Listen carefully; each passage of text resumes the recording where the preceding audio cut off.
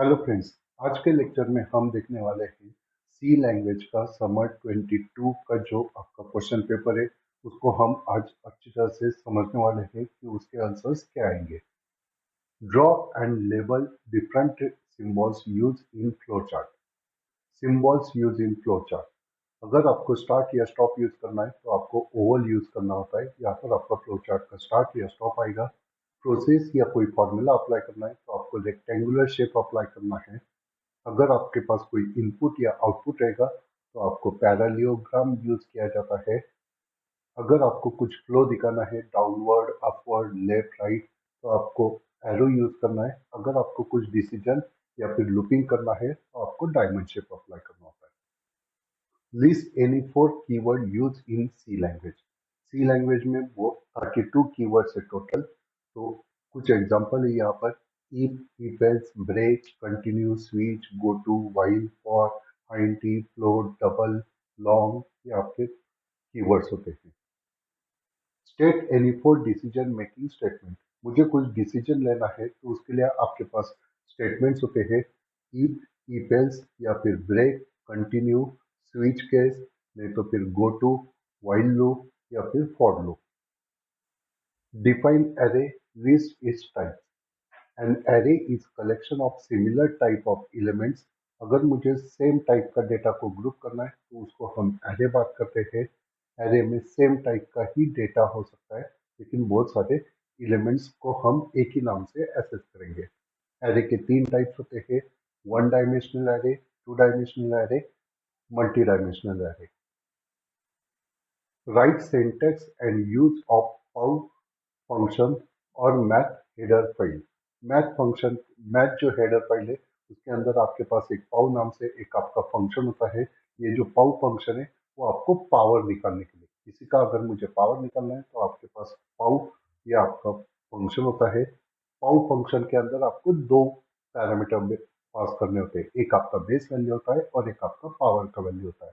और पाव आपको कुछ आपका जो आंसर रहेगा वो आपको रिटर्न करेगा। जैसे यहाँ पर मैंने बात किया, पाउ के अंदर मैंने 2,5 लिखा है यानी कि 2 रेस टू 5 यानी कि मुझे यहाँ पर 35 आपको शो करेगा। पाउ फंक्शन आपका लॉन्ग डबल के फॉर्मेट में वैल्यू रिटर्न करेगा। State the syntax to declare pointer variable with example. Pointer variable, pointer variable यानी कि किसी वेरिएबल के अंदर मुझे एड्रेस स्टोर करना है तो हमें पॉइंटर वेरिएबल करना होता है। तो पॉइंटर वेरिएबल क्रिएट करना है तो आपको एस्ट्रिक ऑपरेटर, नहीं तो इसको हम पॉइंटर ऑपरेटर भी बात करते हैं। ये एस्ट्रिक ऑपरेटर आपको पॉइंटर वेरिएबल क्रिएट करने के लिए यूज होता है। नहीं तो एस्ट्रिक का सेकंड यूज होता है उस पर्टिकुलर एड्रेस पे कौन सा वैल्यू है ये फाइंड आउट करने के लिए भी आपको एस्ट्रिक का यूज होता है। अगर मुझे पॉइंटर वेरिएबल क्रिएट करना है तो आपका फॉर्मेट रहेगा int एस्ट्रिक ptr सेमीकोलन। यानी कि यहाँ पर मैंने ptr नाम से एक पॉइंटर वेरिएबल क्रिएट किया by using asterisk operator. Draw flowchart for addition of two number. दो नंबर का मुझे एडिशन करना है, उसके लिए मुझे फ्लोचार्ट करना है तो सबसे पहले मुझे स्टार्ट करना पड़ेगा। उसके बाद दो नंबर को मुझे एक्सेप्ट करना पड़ेगा जिसका मुझे एडिशन करना है। उसके बाद उसका फॉर्मूला लिखना है तो फॉर्मूला के लिए मैंने रेक्टेंगल शेप अप्लाई किया है। और फिर जो एडिशन आएगा वो मैंने ऐड वेरिएबल के अंदर सेव कर लिया। और फिर ऐड वेरिएबल को आंसर मुझे डिस्प्ले करना है यानी कि इनपुट आउटपुट के लिए फिर से मैंने पैरेललोग्राम के अंदर ऐड को डिस्प्ले कर दिया। बात खत्म, मेरा आंसर मिल गया तो फ्लो चार्ट को स्टॉप कर दो। इससे मैंने ओवल से प्रोग्राम को स्टॉप कर दिया। Write an algorithm to find greatest of three number. तीन नंबर में से मुझे ग्रेटेस्ट नंबर को फाइंड आउट करना है। आपको पता है कि ग्रेटेस्ट ऑफ थ्री नंबर यानी कि आपका फॉर्मेट होता है ए और बी और सी, यानी कि तीन वेरिएबल अगर आपके पास है तो ए कब लार्ज होगा अगर वो बी और सी से बड़ा है तो आप बात करोगे कि A is largest. Same way B कब लार्ज होगा अगर वो ए और सी से लार्जेस्ट होगा। सेम वे सी कब लार्ज होगा अगर वो ए और बी से लार्ज होगा। तो सेम मैंने यहाँ पर कंसेप्ट अप्लाई किया। सबसे पहले तीन वेरिएबल को मैंने रीड किया। उसके बाद ए ग्रेटर देन बी, अगर ए बी से बड़ा है उसके बाद फिर से मुझे चेक करना पड़ेगा ए सी से भी बड़ा है क्या। तो ए ग्रेटर देन सी, तो अगर दोनों कंडीशन ट्रू है तो मैं बात करूंगा ए इज लार्जेस्ट।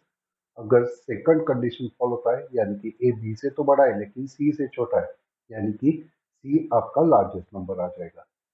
सेम वे अगर ए इज ग्रेटर देन बी, अगर ये कंडीशन फॉल्स होता है यानी कि मैं सेकंड पार्ट में आऊंगा, बी ग्रेटर देन सी। यहाँ पर मैं चेक करूंगा यानी कि बी तो आपका ए से बड़ा है, फिर मैं चेक करूंगा बी ग्रेटर देन सी। अगर बी सी से भी बड़ा है तो मैं मेंशन करूंगा बी इज ग्रेटेस्ट नंबर। अगर ये भी कंडीशन फॉल्स होता है, पहला भी कंडीशन फॉल्स है, यानी कि ऑब्वियसली सी आपका लार्जेस्ट होगा। यहाँ पर मैंने शो कर दिया सी इज ग्रेटेस्ट नंबर, ये आपका कंडीशन होता है। Explain do while loop with example. Do while loop जब मुझे रिपीटेशन करना होता है, सेम वे इटरेशन या लूपिंग मुझे परफॉर्म करना है, तो हम डू वाइल लूप अप्लाई करते हैं। When we want to execute some statement multiple times, then we can use while loop. जब आपको सेम स्टेटमेंट बार बार एग्जीक्यूट करना है तो हम वाइल, डू वाइल या फॉर लूप अप्लाई करते हैं। Do while loop execute at least once whether condition true और नॉट। डू वाइल का एक आपका मेन कंसेप्ट होता है, अगर स्टार्टिंग पोजीशन पे अगर मेरा कंडीशन फॉल्स है तो भी आपका डू वाइल लूप आपका एग्जीक्यूट होता है। तो वही आपका स्टेटमेंट है, डू वाइल लूप आपका कम से कम एक बार कंडीशन चेक करेगा, क्योंकि वाइल, डू वाइल लूप में वाइल का जो कंडीशन है वो एंडिंग में लिखा जाता है विथ सेमीकोलन। इसलिए फर्स्ट टाइम तो आपका कंडीशन तो एग्जीक्यूट हो जाएगा, और फिर सेकंड टाइम के लिए फिर वो चेक करता है कि आपका कंडीशन ट्रू है या फॉल्स है। अगर ट्रू है तो फिर से वो एग्जीक्यूट करेगा, अगर कंडीशन फॉल्स है तो वो स्टॉप हो जाएगा। Difference between character array and integer array with respect to size and initialization. Character array और इंटीजर एरे जो आपके कंसेप्ट है, अगर मुझे कोई नंबर या डिजिट पे काम करना है तो हमें कैरेक्टर इंटीजर, अगर मुझे नंबर या डिजिट पे काम करना है तो मुझे इंटीजर एरे यूज करना पड़ता है। सेम वे अगर मुझे कैरेक्टर्स पे काम करना है तो मुझे कैरेक्टर एरे यूज करना पड़ेगा। It is an array whose elements are all of an integer type which has no fractional component. Integer array में मैं इंटीग्रल नंबर को ही स्टोर कर सकता हूँ, वहां पर आपका फ्लोट का वैल्यू या फिर कैरेक्टर वैल्यू स्टोर नहीं हो सकता है। It is an array which contain nothing but character type. Character array के अंदर हम कैरेक्टर्स को ही स्टोर कर सकते हैं। It is capable of holding value of type integer. Integer में आपका इंटीजर टाइप का ही डेटा स्टोर होगा। It is capable of holding value of type character. जो आपके कैरेक्टर डेटा टाइप सपोर्ट करता है वही इंफॉर्मेशन आप यहाँ पर स्टोर कर सकते हो। It takes more memory to allocate. Integer को आपको पता है 2 बाइट्स लेता है, तो ये आपको ज़्यादा मेमोरी लेगा। सेम साइज का अगर मैंने कैरेक्टर एरे किया तो कैरेक्टर को कम जगह लगता है, एक ही बाइट्स में काम हो जाता है, इसलिए यहाँ पर कैरेक्टर एरे को कम साइज लगता है। It takes 2 bytes for each cell. Integer को 2 बाइट्स लगता है, तो सारे सेल्स के लिए आपको 2 बाइट्स का मेमोरी लेगा। कैरेक्टर एरे को 1 बाइट का मेमोरी लगता है, तो सारे सेल्स के लिए वो 1 बाइट का मेमोरी एलोकेट करेगा। It is not terminated with null character. Integer array में नल वगैरह ऐसे कुछ कंसेप्ट नहीं होता। Character array is terminated with null character. Character array आपका नल कैरेक्टर से स्टॉप होता है।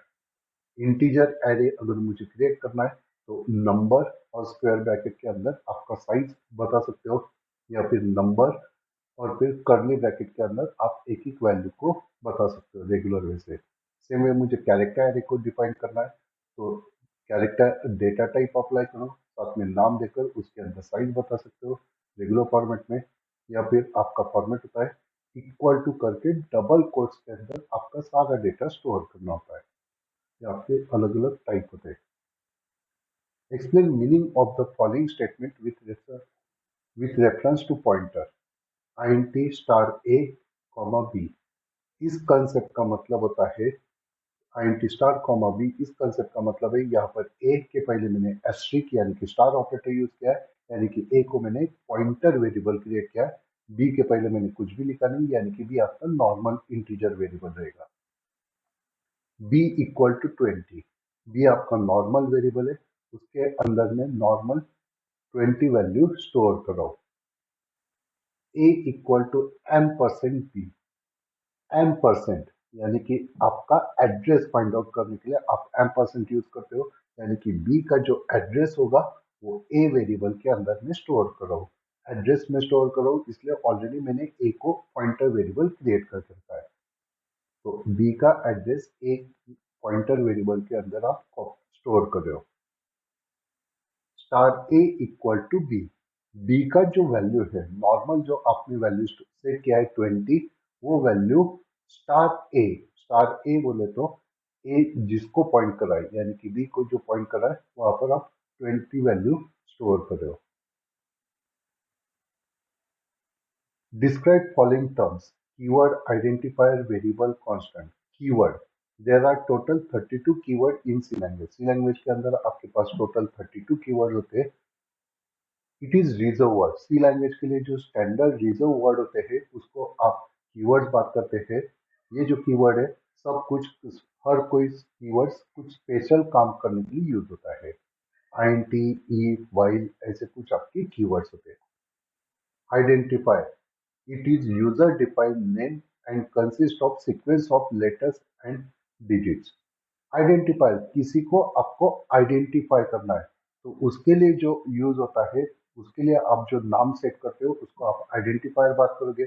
आपके वेरिएबल का नाम को आप आइडेंटिफायर बात करोगे। फंक्शन के नाम, एरे के नाम, स्ट्रक्चर के नाम को जो आपने बात किया है वो सारे आपके आइडेंटिफायर होते हैं। Variable, an entity whose value can be change at any time, जिसका वैल्यू कभी भी चेंज हो सकता है, ऐसे कंसेप्ट को हम वेरिएबल बात करेंगे। It is a name given to the memory location, किसी पर्टिकुलर मेमोरी लोकेशन को जो ब्लॉक होता है उसको हमने कुछ नाम दिया है जनरल यूज करने के लिए, जो नाम दिया है उसको हम वेरिएबल बात करेंगे। वेरिएबल क्रिएट करना है तो आपको डेटा टाइप लिखना होता है, वेरिएबल का नाम लिखो और लास्ट में सेमीकोलन डिफाइन करना होता है। Constant, an entity whose value can not be change, जिसका वैल्यू आपको चेंज नहीं कर सकते हो, ऐसे कंसेप्ट को हम कांस्टेंट बात करेंगे। यानी कि कोई नंबर, जैसे यहाँ पर आपको 34 दिख रहा है तो 34 बोले तो 34 ही रहेगा, इसको आप 50 नहीं बात करोगे। ये जो कैरेक्टर दिख रहा है इसको आप कैपिटल ए नहीं बात करोगे, इसको आप डब्ल्यू नहीं बात करोगे। तो जिसका वैल्यू कभी भी चेंज नहीं होगा उसको हम कांस्टेंट बात करते हैं। कॉन्स कीवर्ड से हम किसी वैल्यू को कांस्टेंट बना सकते हैं। List the categories of function and explain any one with example. Function के टोटल 4 कैटेगरी होते हैं। आप कुछ वैल्यू पास कर रहे हो, कुछ वैल्यू रिटर्न कर रहे हो, इस पे आपके फंक्शन के 4 कैटेगरी क्रिएट होंगे। पहला कैटेगरी होता है without argument without return type. अगर मैंने फंक्शन के पास कुछ भी वैल्यू पास नहीं किया, साथ में मैं फंक्शन से कुछ भी वैल्यू रिटर्न नहीं करो, तो ऐसे फंक्शन का जो फॉर्मेट होता है उसको हम without argument without return type बात करेंगे। With argument without return type, अगर मैं फंक्शन के पास कुछ वैल्यू भेज रहा हूँ लेकिन मैं कुछ भी वैल्यू रिटर्न नहीं कर रहा हूँ, तो ऐसे फंक्शन को हम with argument without return type बात करेंगे। Without argument with return type, हम फंक्शन के पास कुछ वैल्यू भेज नहीं रहे लेकिन फंक्शन कुछ वैल्यू रिटर्न कर रहा है, तो ऐसे कंसेप्ट को हम without argument with return type बात करेंगे। अगर मुझे कुछ वैल्यू रिटर्न करना है तो आपको रिटर्न टाइप मेंशन करना पड़ेगा और जो वैल्यू रिटर्न आ रहा है उसको आपको एक्सेप्ट करना पड़ेगा। With argument with return type, अगर मैं फंक्शन के पास कुछ वैल्यू पास कर रहा हूँ, साथ में मैं फंक्शन से कुछ वैल्यू रिटर्न कर रहा हूँ, तो उस कंसेप्ट को हम with argument with return type बात करेंगे। यहाँ पर आपको कुछ पैरामीटर पास करना पड़ेगा, साथ में फंक्शन में वो वैल्यू एक्सेप्ट करने के लिए वहाँ पर फॉर्मेट लिखना पड़ेगा। साथ में फंक्शन कुछ वैल्यू रिटर्न कराए तो आपको रिटर्न टाइप डिक्लेयर करना पड़ेगा। आप सिंगल वैल्यू ही रिटर्न करोगे और वो जो वैल्यू रिटर्न कर रहे हो उसको किसी ने एक्सेप्ट करना चाहिए। सेम वे मुझे एग्जांपल देना है तो यहाँ पर मैं एग्जांपल दे रहा हूँ with argument without return type. यहाँ पर मैं एसक्यू नाम से एक फंक्शन क्रिएट कर रहा हूँ, उसके अंदर में NO1 यानी कि NO1 का जो 5 वैल्यू वो मैं भेज रहा हूँ। यानी कि मैं फंक्शन के पास कुछ वैल्यू पास कर रहा हूँ। यहाँ पर नंबर में जो 5 है वो उसका 5 से मल्टीप्लाई होगा, उसका स्क्वायर निकलेगा, वो स्क्वायर आपका आंसर वेरिएबल के अंदर आएगा और आंसर को मैं डिस्प्ले कर रहा हूँ, यानी कि 5 का स्क्वायर मुझे 25 दिखेगा। यहाँ पर आपका फंक्शन क्लोज होता है। मुझे कुछ भी वैल्यू रिटर्न नहीं करना है तो मैंने रिटर्न कीवर्ड लिखा नहीं, रिटर्न करना नहीं था इसलिए मैंने यहाँ पर वर्ड लिखा और ये वैल्यू यहाँ पर रिटर्न आ जाएगा। कंट्रोल, प्रोग्राम आपका खत्म हो जाएगा। यहाँ पर मैंने कुछ वैल्यू पास किया था लेकिन कुछ भी वैल्यू रिटर्न नहीं किया। With argument without return type. State use of printf and scanf with suitable example. Printf और स्कैनफ ये आपके फॉर्मेटेड इनपुट आउटपुट होते हैं। अगर मुझे कुछ भी वैल्यू एक्सेप्ट करना है, यानी कि मुझे स्टैंडर्ड डिवाइस से, इनपुट डिवाइस से मुझे वैल्यू एक्सेप्ट करना है और वो आपको कंप्यूटर मेमोरी में सेव करना है, तो उसके लिए मुझे एक स्कैनफ का फंक्शन यूज होता है। स्कैनफ आपका वैल्यू एक्सेप्ट करने के लिए यूज होता है। आप यूजर से कुछ वैल्यू एक्सेप्ट कर सकते हो। स्कैनफ आपका इंटीजर, रियल, कैरेक्टर कोई भी टाइप का वैल्यू एक्सेप्ट कर सकता है। स्कैनफ का आपका सिंटैक्स होता है, कंट्रोल स्ट्रिंग लिखो, यानी कि उसका फॉर्मेट क्या है, %d, %a, %c लिखो और फिर आर्ग्यूमेंट आपका जो वैल्यू वो कौन से वेरिएबल के अंदर आपको सेव करना है वो आपको मेंशन करना पड़ता है। जैसे यहाँ पर एग्जांपल लिखा %2d, %num1, यानी कि यूजर जो वैल्यू एक्सेप्ट करेगा वो आपका num1 वेरिएबल के अंदर सेव हो जाएगा। प्रिंटफ, प्रिंटफ का कंसेप्ट होता है, अगर मुझे कंप्यूटर मेमोरी में कुछ वैल्यू है और उसको मुझे स्टैंडर्ड आउटपुट डिवाइस पे डिस्प्ले करना है, तो उसके लिए हमें प्रिंटफ यूज होता है। प्रिंटफ यानी कि ये फॉर्मेटेड आउटपुट का एक फंक्शन है। प्रिंटफ से हम इंटीजर, रियल या कैरेक्टर कोई भी वैल्यू शो कर सकते हैं। सेम वे प्रिंटफ में फॉर्मेट होता है control string, argument 1 2 3। Control string यानी कि आपको कौन से फॉर्मेट में आपको डेटा दिखाना है, तो %d के फॉर्मेट में दिखाना है, %f के फॉर्मेट में, या फिर आपको कैरेक्टर के फॉर्मेट में, उसके लिए %c लिखो। तो ये आपको कंट्रोल स्ट्रिंग बताना होता है, उसका डिजाइनिंग कैसे रहेगा, और आर्ग्यूमेंट यानी कि किस वेरिएबल को आपको शो करना है। Difference between call by value and call by reference. Function is called by passing values. Call by value में हम डायरेक्ट फंक्शन को कॉल कर सकते हैं by passing value. Call by reference, function is called by passing address of variable. अगर मैं function को call करूं by passing address of variable, किसी वेरिएबल का अगर मैं फंक्शन के पास एड्रेस पास करूं तो वो मेरा कॉल बाय रेफरेंस होता है। Call by value, copy of actual variable is created when function is called. जब मैं कॉल बाय वैल्यू बात करता हूं तो मैं एक्चुअल वेरिएबल का कॉपी क्रिएट करता हूं। Call bye reference, no copy is generated for actual variable when function is called. कॉल बाय रेफरेंस में आपके एक्चुअल जो वेरिएबल है उसका हम कॉपी नहीं करते हैं, हम सिर्फ उसका रेफरेंस भेजते हैं। Memory required is more as copy of variable is created. Call by value में हम किसी भी वैल्यू का कॉपी क्रिएट करते हैं तो आपको ज्यादा मेमोरी लगता है। Memory required is less as there is no copy of actual variable. Call by reference में आपका कम मेमोरी लगता है क्योंकि आप एक्चुअल जो वेरिएबल होता है उसको हम कॉपी नहीं क्रिएट कर रहे, उसका सिर्फ रेफरेंस बेस्ड है, तो मेमोरी का, एक्स्ट्रा मेमोरी का कोई जरूरत नहीं होता है। Any changes made to the formal argument have no effect on the value of actual argument. हम एक्चुअल आर्ग्यूमेंट का एक कॉपी क्रिएट करते हैं, तो इसलिए उस कॉपी में जो भी चेंजेस होगा वो ओरिजिनल वैल्यू पे अफेक्ट नहीं करेगा। Changes made to formal argument affect the value of actual argument. Call by reference में हम एक्चुअल वैल्यू का रेफरेंस भेजते हैं, इसलिए उस रेफरेंस में जो भी चेंजेस होगा वो ओरिजिनल वैल्यू पे अफेक्ट करेगा। कॉल बाय वैल्यू में हमें पॉइंटर, रेफरेंस वगैरह कोई जरूरत नहीं होता है। कॉल बाय रेफरेंस मुझे इंप्लीमेंट करना है तो मुझे रेफरेंस वगैरह, पॉइंटर सब मुझे इंप्लीमेंट करना पड़ेगा। Draw flowchart of for finding largest number among 3 numbers. 3 number में से मुझे लार्जेस्ट नंबर फाइंड आउट करना है, तो उसका आपका फ्लोचार्ट होता है। सबसे पहले स्टार्ट के लिए मैंने ओवल यूज किया, उसके बाद ए बी सी 3 वेरिएबल को आपको रीड करना पड़ेगा। अभी आपका कंसेप्ट होता है ए बी से भी बड़ा है और ए सी से भी बड़ा है, तो मैं बात करूंगा ए इज लार्ज, इसलिए ए बी से बड़ा है, कंडीशन ट्रू है। ए सी से बड़ा है, कंडीशन ट्रू है, तो मैं बात करूंगा A is largest.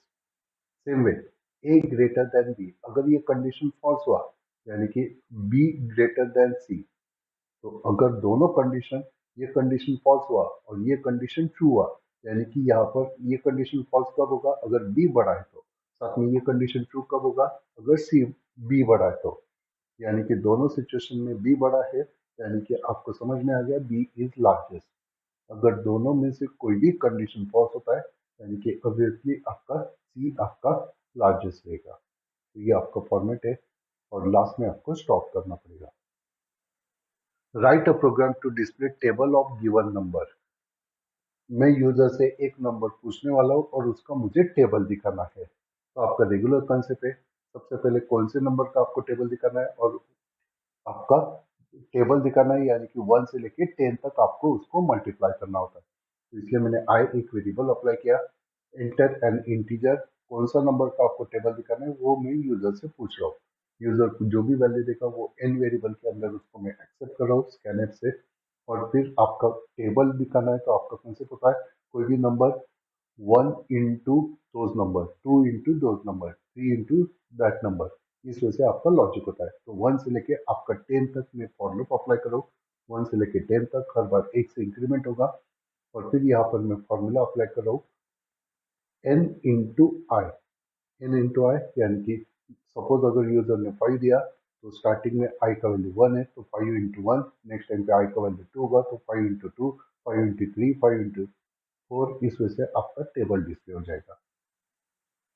Right a program to sum all of the even numbers between 1 to 100, 1 से लेके 100 के बीच में जो भी इवन नंबर्स है उसको मुझे टोटल करना है। तो टोटल करना है, स्टार्टिंग में टोटल कितना है मुझे कुछ भी पता नहीं था, इसलिए मैंने टोटल को 0 से सेट किया।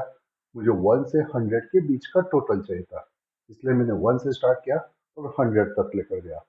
1 से लेके 100 तक मैं लेकर जा रहा हूँ। नॉर्मल की सिचुएशन पे क्या होगा, 1 से लेके 100 तक वो नॉर्मल हर नंबर को कंसिडर करेगा, लेकिन मुझे सिर्फ इवन नंबर का टोटल चाहिए था, इसलिए मैंने जो आई से मुझे 1 2 3 अप टू 100 मिल रहा है उसको मैंने 2 से मॉड किया। आपको कौन से पता है, किसी भी नंबर को मैंने 2 से मॉड किया और अगर आपका रिमाइंडर एग्जैक्टली 0 आ गया तो वो इवन नंबर होता है। तो ये कंडीशन ट्रू आई, यानी कि आपका जो आई का नंबर है वो इवन है और मुझे इवन नंबर का ही टोटल करना था। तो मैंने टोटल का फॉर्मूला अप्लाई किया, total equal to tot plus I, यानी कि जो भी आपको नंबर मिल रहा है उसका मुझे टोटल मिल रहा है। ये आपका कंसेप्ट होगा। जब ये फॉर लूप खत्म होगा, यानी कि 1 से 100 के बीच में सारे नंबर्स का मैंने टोटल निकाल लिया और फिर बाद में मैं उस टोटल को डिस्प्ले कर रहा हूँ। Develop a program to find factorial of given number using recursion. अगर रिकर्शन का आपका कंसेप्ट होता है self calling is known as recursion, यानी कि कोई पर्टिकुलर फंक्शन है वो बार बार खुद को ही कॉल कर रहा है, तो ऐसे फंक्शन को हम रिकर्शन बात करते हैं। तो मुझे रिकर्शन से फैक्टोरियल नंबर फाइंड आउट करना है। तो सबसे पहले मैं एक नंबर पूछ रहा हूँ यूजर से कि कोई तो नंबर एंटर करो। यूजर कोई तो नंबर टाइप करेगा, वो नंबर को मैं फैक्ट फंक्शन के पास भेज रहा हूँ। फैक्ट फंक्शन के पास वो नंबर जाएगा। यहाँ पर मैंने कंडीशन अप्लाई किया है। फैक्टोरियल का आपका फॉर्मेट होता है, अगर मुझे 3 का फैक्टोरियल चाहिए तो 3 into two into one. Same way मुझे 5 का फैक्टोरियल चाहिए तो 5 into four into three into two into one, यानी कि कोई भी नंबर का फैक्टर निकालना है तो लास्ट में मुझे 1 तक आना होता है।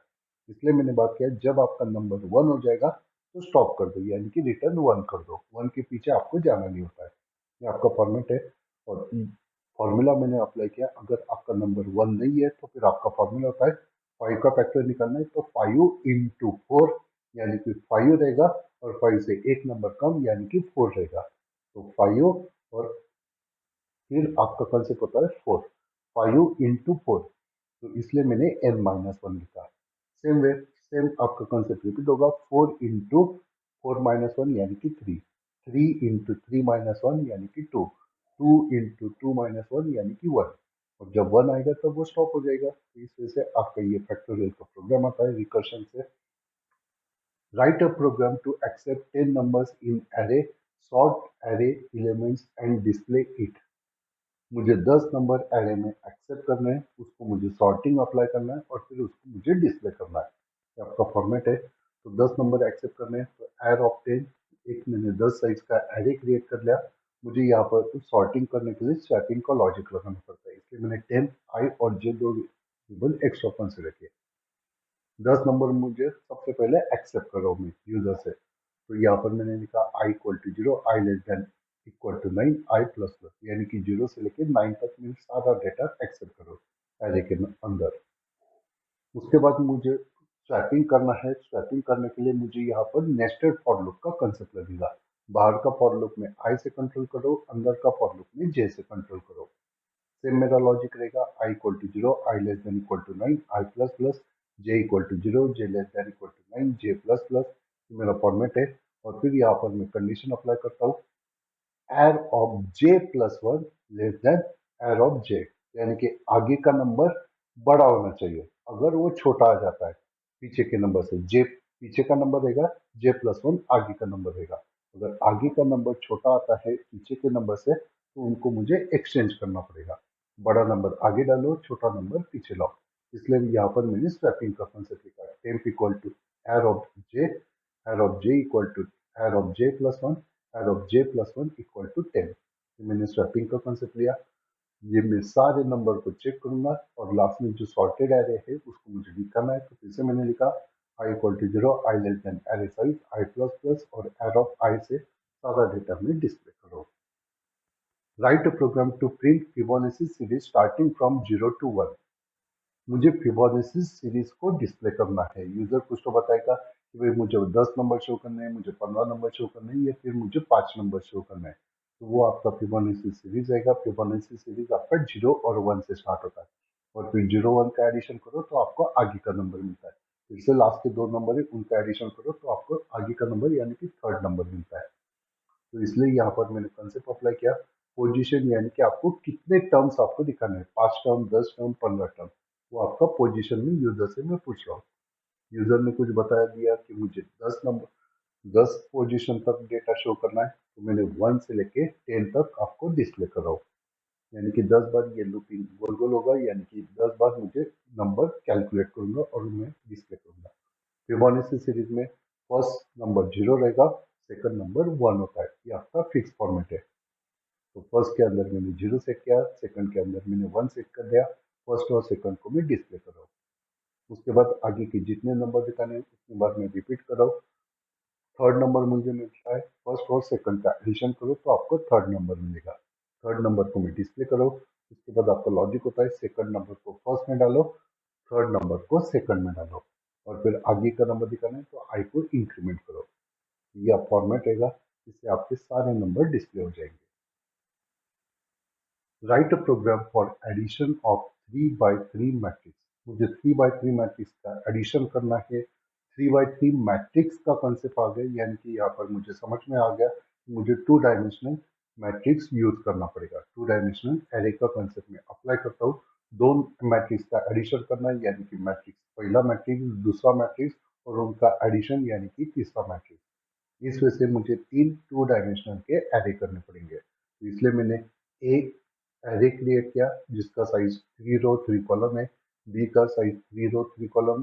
एर का साइज आपका 3 रो 3 कॉलम है। नेस्टेड फॉर लूप से मुझे 2 डायमेंशन को एक्सेस करना पड़ता है, इसलिए आई और जे अप्लाई किया। सबसे पहले मैं ए और बी मैट्रिक्स का वैल्यू यूजर से एक्सेप्ट करो, तो मैं यहाँ पर मैसेज देता हूँ फर्स्ट मैट्रिक्स का डेटा एंटर करो। उसके लिए मैंने फॉर्मेट अप्लाई किया। For I equal to 0, I less than row size I plus plus. For J equal to 0, J less than column size J plus plus. और फिर मुझे वैल्यू एक्सेप्ट करना है, तो ए मैट्रिक्स के अंदर मुझे वैल्यू एक्सेप्ट करना है, तो ए ऑफ आई जे के अंदर में वैल्यू एक्सेप्ट करो। सारा 9 वैल्यू में एक्सेप्ट करूंगा। सेम कंसेप्ट मैंने बी मैट्रिक्स के लिए लिखा। I equal to 0, I less than row size I plus plus, J equal to 0, J less than column size J plus plus।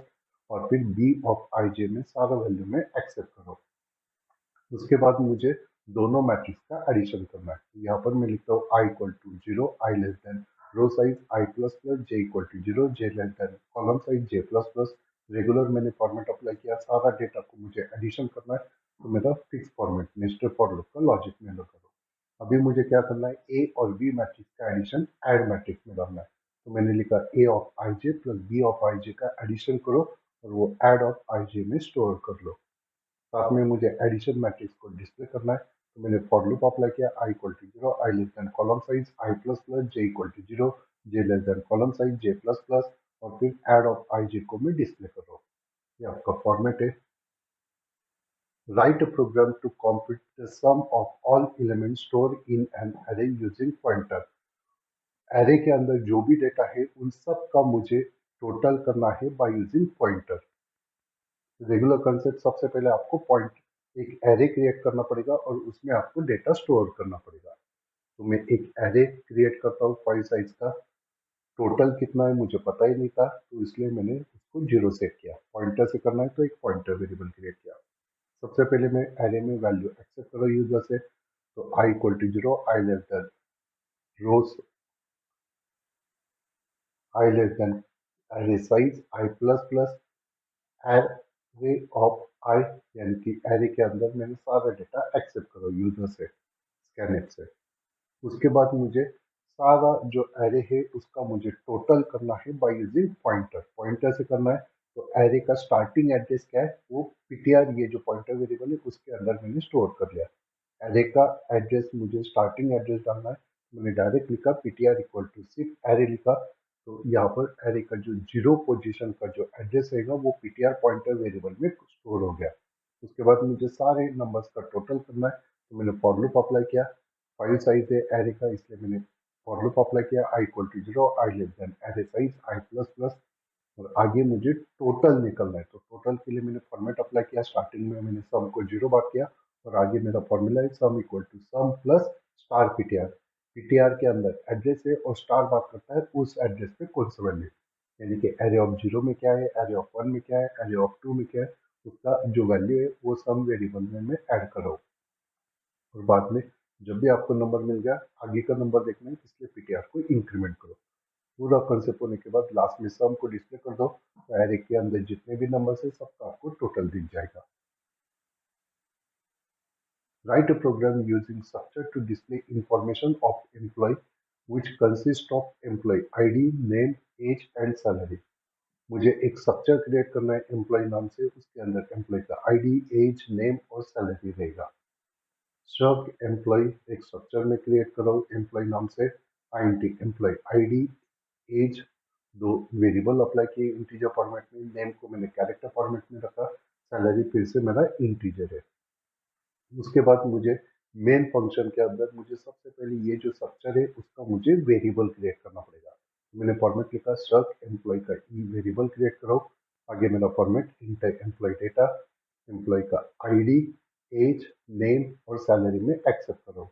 लेकिन ये स्ट्रक्चर के मेंबर है, ई स्ट्रक्चर के मेंबर है, तो मैंने लिखा E dot employee ID, E dot age, E dot name, E dot salary. Same वैसा वाला डेटा मुझे डिस्प्ले करना है, तो मैंने लिखा E dot employee ID, E dot age, E dot name, E dot salary.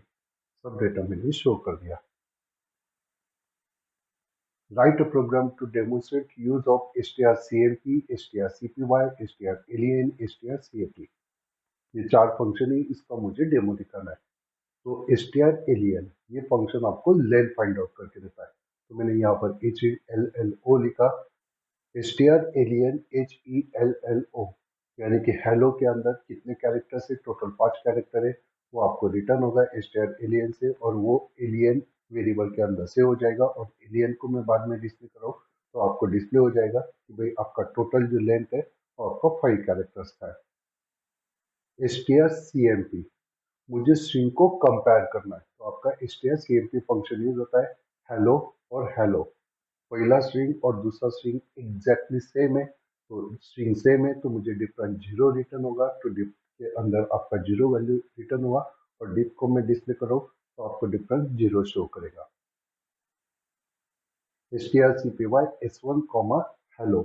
String copy जो है वो स्ट्रिंग के अंदर जो ओल्ड डेटा है उसको वो डिलीट करता है और न्यू डेटा वो वहां पर स्टोर करता है। S1 का जो ओल्ड डेटा है वो आपका डिलीट हो जाएगा और उसके अंदर हेलो आ जाएगा। और बाद में अगर मैं S1 को डिस्प्ले करता हूँ तो आपका ABC निकल जाएगा और वहां पर सिर्फ आपको हेलो शो हो जाएगा। String copy. फिर मैं आगे का मैंने फॉर्मेट लिखा strcat। strcat यानी कि ये जो फंक्शन है ये आपका जो ओल्ड डेटा है उसको एज इट इज रखता है और जो न्यू डेटा है वो आपका एंडिंग पोजीशन पे ऐड करता है। तो S2 में ऑलरेडी आपका ABC मैसेज था, ABC के बाद में वो हेलो उसमें ऐड करेगा और फिर बाद में मैंने S2 को शो किया तो आपको दिखेगा ABC हेलो, इस वजह से आपको मैसेज शो होगा। फिर में strrev जो आपका डेटा है उसको वो रिवर्स ऑर्डर में शो करता है, यानी कि HELLO को वो शो करेगा OLLEH, इस वजह से आपको रिवर्स ऑर्डर में शो करेगा। Write a program to perform arithmetic operation on pointer. Pointer पे मुझे अरिथमेटिक ऑपरेशन परफॉर्म करने हैं, तो आपका कंसेप्ट है पॉइंटर में का यूज करके मैं सारे ऑपरेशन परफॉर्म कर सकता हूँ। तो यहाँ पर मैंने लिखा number 1 comma number 2 add sub mult division star PT1 star PT2।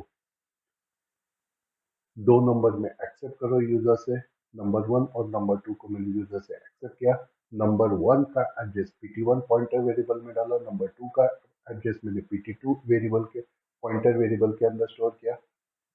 और फिर मुझे एडिशन करना है, तो मैंने लिखा star PT1 plus star PT2। PT1 यानी कि नंबर 1 के एड्रेस को पॉइंट करेगा, लेकिन स्टार लिखा उसके पहले, यानी कि उस एड्रेस पे कौन रहता है, तो नंबर 1, यानी कि इनडायरेक्टली स्टार PT1 यानी कि आपका नंबर 1 हो गया, स्टार PT2 यानी कि सेम वे आपका नंबर 2 हो गया। नंबर 1 नंबर 2 का मैं एडिशन करो और वो ऐड वेरिएबल के अंदर सेव किया। सेम वे नंबर 1 नंबर 2 का मैं सब्ट्रैक्शन करो पॉइंटर से, उसको मैंने सब्ट्रैक्शन में डाला। स्टार PT1 स्टार PT2 उनका मैं मल्टीप्लाई कराऊँ, यानी कि नंबर 1 नंबर 2 का मल्टीप्लाई हुआ, वो मल्ट वेरिएबल में आ गया। स्टार PT1 स्टार PT2 को डिवाइड करो, यानी कि डायरेक्टली नंबर 1 और नंबर 2 को मैंने डिवाइड किया, उसको डिव वेरिएबल में डाल दिया, और फिर बाद में सारा वेरिएबल को मैं शो करो।